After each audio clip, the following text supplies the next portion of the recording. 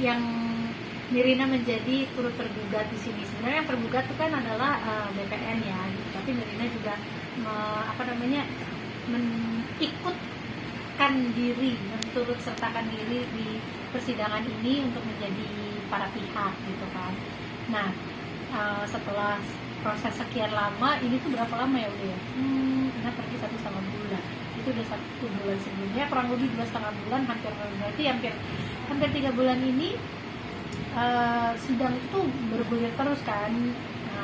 Tetap yang kasus mafia tanah, dikarenakan surat Nirina sudah dikembalikan Nirina, terus kayak gitu, kemudian pihak-pihak dari Rili Kasmita dan suaminya merasa keberatan, makanya menuntut BPN kenapa dikembalikan surat itu kepada Nirina, yang adalah jelas-jelas itu kan sebenarnya punyanya mereka, kata mereka gitu. Nah, tanggal 8 Agustus ini akan menjadi keputusan, dan buat Nirina ya ini aja ya, kayak mau menyambut aja gitu, karena sekarang ini setelah persidangan yang pertama dulu tuh yang memakan waktu 2 tahun, ternyata punya 3 kasus lagi kan yang sedang Nirina hadapi. Yang satu, Nirina menjadi turut tergugat di persidangan di mana mereka menuntut kepada BPN.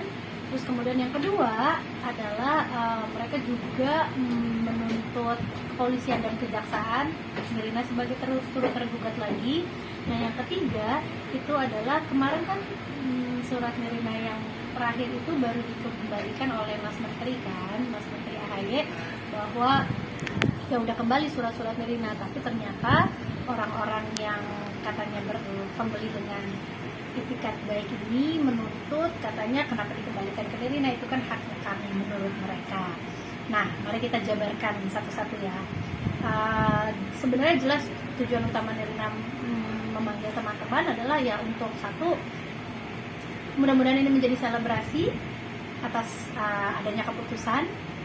Yang kedua adalah mengenai kan banyak yang nggak tahu mengenai yang terakhir deh, surat yang Nirina dikembalikan oleh Mas Menteri AHY itu. Banyak orang yang mengatakan bahwa itu kan korban Nirina, mereka kan adalah orang-orang yang membeli dan juga ketipu juga gitu. Tapi di sini Nirina mau meluruskan kembali bahwa pembeli itikat baik di mana yang beli tanahnya tidak tahu lokasi tanahnya di mana. Itu satu. Yang kedua, pembeli itikat baik mana yang melakukan transaksi, di mana kalau kita membeli tanah itu kan kita kan melakukan pertandatanganan itu di kantor notaris dong harusnya. Tapi satu, itu tidak terjadi, bahkan terjadinya di rumah mereka masing-masing. Ditambah lagi yang datengin ke mereka, ke rumah mereka masing-masing, bukan notaris yang namanya tercatat di dalam sertifikat.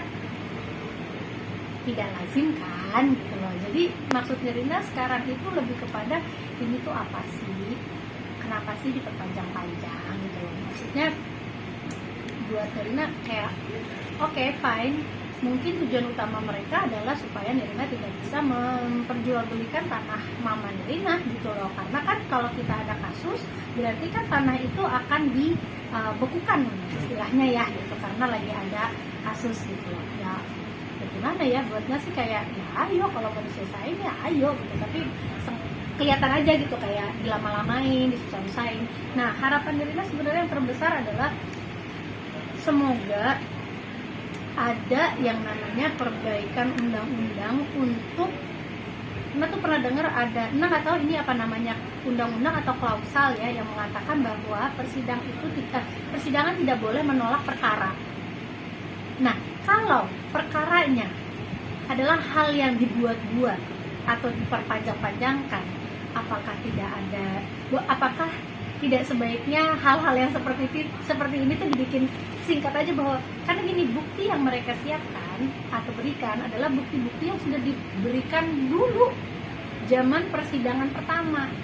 Kan harusnya itu bisa dilihat bahwa kayaknya ini apa ya, tidak relevan deh atau apa gitu, jadi diadakan gitu kayak, atau gimana ya, apa dilewatin gitu kasusnya. Tapi nggak ngerti lah, ini kan sebagai orang awam yang nggak ngerti aja gitu. Jadi berharap bahwa adanya yang namanya pembenahan dalam urusan perundang-undangan yang persidangan tidak bisa menolak perkara. Ya udah, untuk kali ini mungkin karena Nirina sekarang menjadi garda terdepan untuk kasus mafia tanah, ya setidaknya perundang-undangannya itu untuk kasus mafia tanah dipikirkan lagi deh. Kalau ada orang yang mengajukan tuntutan-tuntutan tapi tuntutannya juga sebenarnya tidak relevan.